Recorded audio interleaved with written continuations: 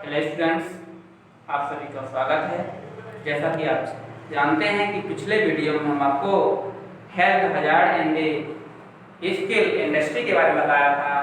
रेशम उद्योग में स्वास्थ्य संकट कैसा हुआ था, इसके बारे में आपको अध्ययन करवाया था। आज की बात हम करेंगे दहन परीक्षण, बर्निंग टेस्ट। क्या है आज का जो टॉपिक रहेगा? बर्निंग टेस्ट रहेगा।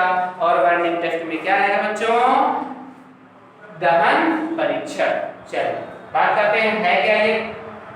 रेशम तथा ऊन प्रोटीन युक्त रेशे होते हैं। कैसा होता है? रेशम और ऊन जो होता है बच्चों, क्या क्या? रेशम ऊन वो कैसा है? प्रोटीन युक्त रेशा है। किस प्रकार का? प्रोटीन युक्त रेशे होते हैं। क्या क्या होता है? रेशम और ऊन कैसे होते हैं? प्रोटीन युक्त रेशे होते हैं। ये रेशे आग के पास आने पर सिकुड़ करके छल्ले हो जाते हैं। मतलब आना चाहिए कि जैसे इसको आग के पास ले जाया जाएगा तो क्या हो जाएगा बच्चों? सिकुड़ जाएगा। और सिकुड़ कर कैसे हो जाएगा? सिकुड़ कर छल्ले में परिवर्तित हो जाएगा। यानी क्या होगा? छल्ले के रूप में, यानी रिंग के रूप में जैसे ही अपने आप परिवर्तित हो जाएगा। रेशम तथा ऊन को जलाने पर एक जैसे परिमाण या एक जैसे परिणाम मिलते हैं। यानी रेशम को जलाएंगे या ऊन को जलाएंगे, दोनों का परिणाम क्या निकलेगा? एक ही निकलेगा। रेशम तथा ऊन दोनों ही सर्दियों में शरीर को गर्म रखते हैं। चाहे रेशम का कपड़ा हो चाहे ऊन का, दोनों सर्दियों में शरीर को गर्म रखते हैं। और ये कपड़े शरीर से निकलने वाली गर्मी को बाहर जाने से क्या कर देते हैं बच्चों? रोक देते हैं। जैसे ऊनी वस्त्र अगर मतलब धारण किया जाता है, वस्त्र पहना जाता है, तो जो गर्मी रहती है वो गर्मी को कंट्रोल रख करके और अंदर गर्मी बाहर नहीं जाने देते। इस कारण से ठंडी से क्या होता है? बचा जाता है। तो चलिए थोड़ा सा इसके टेबल के बारे में पढ़ते हैं। टेबल बच्चों क्या क्या है इसको मैं आप देख लीजिएगा, समझ लीजिएगा, है ना? बर्निंग टेस्ट में टेबल बनी हुई है। टेबल के आधार पर हम आपको एक्सप्लेन करेंगे। तो ये रेशा है, कैसा बच्चों? ये रेशा हो गया। इसके बाद आग के पास लाने पर, यानी यदि रेशा को क्या करेंगे? आग के पास लाने पर, यदि आग के पास रेशा को लाया जाएगा तो कैसी कंडीशन बनेगी? फिर जलाने पर, यानी कि जब जलाया जाएगा तब क्या कंडीशन बनेगी बच्चों? इसके बाद आग की लौ से हटाने पर, यानी आग की लौ जो होती है, आग की लौ से हटाने पर, यानी लौ के पास ले जाते हैं तब उसकी कंडीशन क्या होगी? और इसकी स्मेल क्या आएगी? जब जलती है तो उसकी गंध कैसे आती है बच्चों? इसके बाद एक लास्ट पॉइंट हो गया आपका जलने के बाद अवशेष। यानी जलने के बाद अवशेष क्या बचेगा?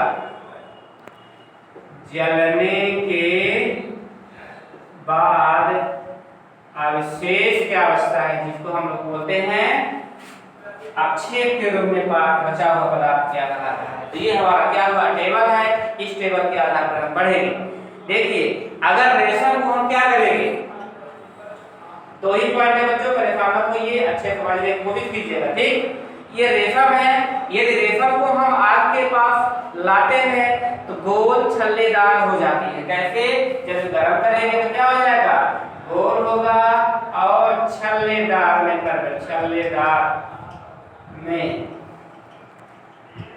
बदल जाता है। मतलब अगर उसको आग के पास लाएंगे तो रेशम क्या होगा? निश्चित रूप से अगर रेशम को आग के पास ले जाएगा तो धीरे धीरे अपने आप क्या होगा? राउंडिंग में आ जाएगा। फिर क्या बचा? जलाने पर, जब जलाया जाता है तो चरचराहट की आवाज आती है। कैसी? चरचराहट की आवाज, यानी आपको ऐसा आवाज आएगा, चरचराहट की आवाज आती है। यानी एक आवाज आएगी, चिट चिट की आवाज आती है, ठीक? फिर आगे देखिए, जलाने पर हो गया, आग की लौ के पास लाने से हटाने पर, यानी आग की लौ से हटाने पर तो क्या होगा, लौ ले हटाते ही बुझ जाता है, यानी लौ के पास ले जाएंगे, जैसे उसके दूर ले जाएंगे, मतलब उसके पास लाने की कोशिश करेंगे तो क्या हो जाएगा बच्चों, बुझ जाता है। तो हम एक शब्द लिखेंगे, क्या होता है, बुझ जाता है। ठीक, इसके बाद क्या बच्चों देखिए, उसकी जो स्मेल आएगी तो बालों के जलने जैसी गंध आती है, यानी कैसी गंध रहेगी, जब बालों को जलाया जाता है, बालों की के जलने जैसी, ठीक है, उस प्रकार से इसकी स्मेल आती है। और अवशेष क्या बच सकता है, तो काला दाना जैसा रगड़ने पर चूरा बन जाता है, यानी काला दाना जैसा बचता है। कैसा है बच्चों, काला दाना की तरह ये प्राप्त करेगा। ठीक है, ये कंडीशन आती है जब आप टेस्ट किया आता है। यदि आपको परीक्षण करना होगा तो आप आसानी से घर में कर सकते हैं। दूसरा पॉइंट बताइए, तो रेशम की बात हो गई बच्चों, अब हम बात करते हैं ऊन की। ठीक है, ऊन की बात करते हैं। ऊन क्या है, तो अगर आग के पास लाया जाएगा तो गोल छल्लेदार हो जाती है, तो वही रहेगा बच्चों, ये आपका पॉइंट वही रहेगा। कैसा हो जाएगा, गोल छल्लेदार हो जाता है। ठीक है, ये पॉइंट कम। फिर जलाने पर क्या हो जाएगा बच्चों, तो जब जलाएंगे तो धीरे जलती है, इसके पेक्षा चचरा गया, लेकिन ये क्या होती है, इसमें धीरे धीरे जलती है। ठीक है, धीरे धीरे क्या करती है, मतलब जलती है। ठीक, ये भी समझ में आ गया। आग की लौ से हटाने पर, यानी आग की लौ से जब हटा लिया जाएगा तो कंडीशन क्या बनेगी, लौ से हटाते ही यहाँ भी क्या होता है बच्चों, बुझ जाता है। ठीक है, समझ में आ गया। इसके बाद इसकी जो स्मेलिंग होगी वह बालों के जलने जैसी वही रहेगी, यानी सेम से वही रहेगा, बालों जैसी गंध रहेगी इसमें भी। और जलने के बाद अवशेष बचा हुआ पदार्थ क्या रहेगा, तो कैसा होगा, छोटा काला दाना। किस प्रकार से रहेगा बच्चों, छोटा रहेगा और कैसा रहेगा, काला दाना के समान रहेगा, यानी छोटा काला दाना रहेगा। और उसको जैसे रगड़ा जाता है तो क्या होगा, भुरभुरे के रूप में हो जाएगा, यानी छोटे छोटे पार्ट के रूप में हो जाएगा, टूट जाएगा, अलग हो जाएगा। तो ये रहा आपका बर्निंग टेस्ट। तो बच्चों आज हम बर्निंग टेस्ट के बारे में पढ़े हैं। इसके पहले के टॉपिक में आप पढ़ चुके हैं, यानी रेशम उद्योग में स्वास्थ्य संकट कैसा हुआ था, उसमें स्वास्थ्य से बहुत सारी रोग हुआ था, डिजीज होती थी, सांस रोग हो गया, कृमिकोष हो गया था, और मजदूरों के सिर बुखार दर्द यानी बदन दर्द, ये विभिन्न प्रकार की क्या है समस्याएं थी, डिजीज थी।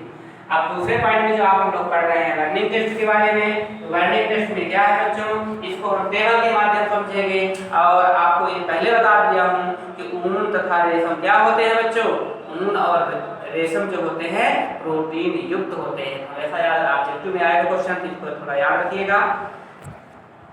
अच्छा, एक पॉइंट आता है, आपको इसके पहले मैंने क्वेश्चन आपको बताया था कि मतलब हम ऊनी कपड़ा क्यों पहनते हैं, क्यों पहना जाता है ऊनी कपड़ा, तो निश्चित रूप से याद रखिएगा कि उसके दो ही अर्थ होते हैं सिर्फ, यानी उष्मा को कंट्रोल करने के लिए। यदि आपको क्या होती है, ठंडी लगती है, ऊनी वस्त्र पहनने से क्या होगा, शरीर की उष्मा को कंट्रोल करता है, बाहर नहीं जाने देता।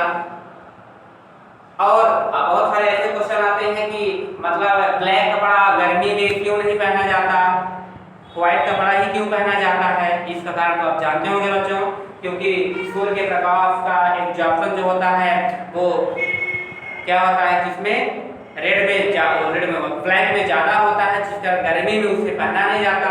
और व्हाइट कलर का जो कपड़ा होता है उसको गर्मी में पहना जाता है, क्यों, क्योंकि उसमें ट्रांसमिशन होता है, यानी जैसे ही सूर्य के प्रकाश की किरणें आपके शरीर पर पड़ेगी तो उस कपड़े क्या कर देता है, फिर ट्रांसमिट कर देता है, यानी अपने शरीर के अंदर से एब्जॉर्ब नहीं करने देता। तो वही कंडीशन यहाँ भी आती है रेशम के कपड़े और ऊन के कपड़े में। थोड़ा टेस्ट के आधार पर पढ़ते हैं। जैसे रेशा होता है वह रेशा कैसा होगा बच्चों, रेशम और ऊन। रेशम की जब बात करते हैं तो जब इसको आग के पास लाते हैं, ले जाया जाता है, तो फिर क्या होता है, गोल छल्ले में बदल जाएगा, परिवर्तित हो जाएगा इस तरह से। जैसे आपको पता है, अगर कोई रेशम लाएंगे अगर गर्म करेंगे तो निश्चित रूप से रेशम में परिवर्तित हो जाएगा। जब रेशम को जलाया जाता है तो चिट-चिट की आवाज आती है और लौ के पास जैसे उसे हटाया जाता है तुरंत ये बुझ जाता है और इस बालू जैसे उसकी गंध आती है, काला अक्षेप पदार्थ बच जाता है। ठीक। दूसरा पॉइंट है ऊन। और जब ऊन को हम जलाते हैं तो वो भी वही कंडीशन आती है, गोल छल्ले में परिवर्तित हो जाएगा, धीरे धीरे जलती है। यानी जलाने पर क्या होगा बच्चों, धीरे धीरे, एकदम नहीं जल जाता, धीरे धीरे जलता है और जैसे आग की लौ से हटाते हैं तुरंत बुझ जाता है। गंध कैसी, स्मेल कैसी आएगी बच्चों, तो बालू जैसी ही गंध आती है और इसमें जो बचा हुआ अवशेष होता है छोटा रहेगा, काला रहेगा और दाने जैसा रहेगा। जब उसे रगड़ा जाता है यानी एक दूसरे के ऊपर मतलब कहना चाहिए ग्रेडेट किया जाता है तो सिर्फ यानी सूक्ष्म कण के रूप में परिवर्तित हो जाता है और आपका अवशेष बच जाता है। तो बच्चों ये रहा आपका क्या, बर्निंग टेस्ट। तो समझ में आ गया, कोई प्रॉब्लम तो नहीं है। मैं आपको जो तीसरा पार्ट है उसे समझा दिया।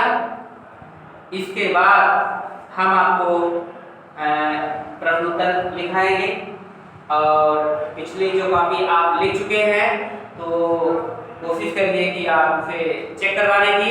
एक दिन आपको टाइम दिया जाएगा, उसमें आप क्या करें, कॉपी की व्यवस्था करके आप पहुँचाएं। ठीक है बच्चों, ठीक, ओके।